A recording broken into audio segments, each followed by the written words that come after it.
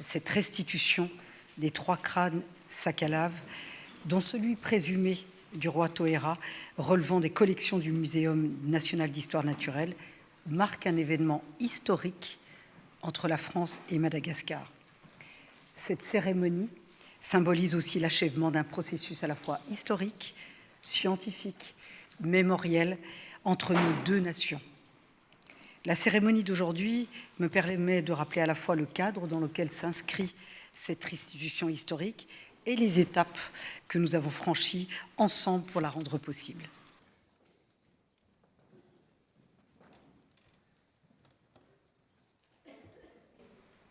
Il n'est pas toujours facile et c'est toujours, ça n'a pas toujours été. Nous sommes effectivement réunis pour le retour de nos élus, ces restes humains, dont celui de notre grand, je dirais grand et grand roi Tuir. Ce n'est pas un simple objet de collection. Elles sont le lien invisible, Madame la Ministre, et indélébile qui unit notre présent à notre passé. Leur absence a été pendant plus d'un siècle, 128 ans, une blessure ouverte dans le cœur de la grande île et particulièrement de la communauté Sakalav de Ménabé. Ce moment que nous vivons aujourd'hui est le reflet de la détermination de tous moi d'en faire respectueusement tout autant à l'endroit des parties. Il y a d'abord la date de la nuit du 29 août au 30 août 1897. C'est le jour de la mort de la Panzak Tuir.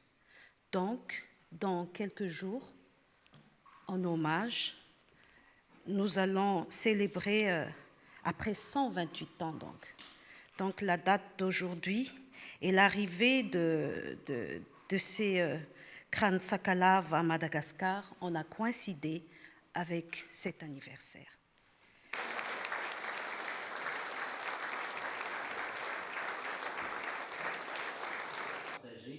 Alliant l'anthropologie, la génétique et l'histoire confirmée.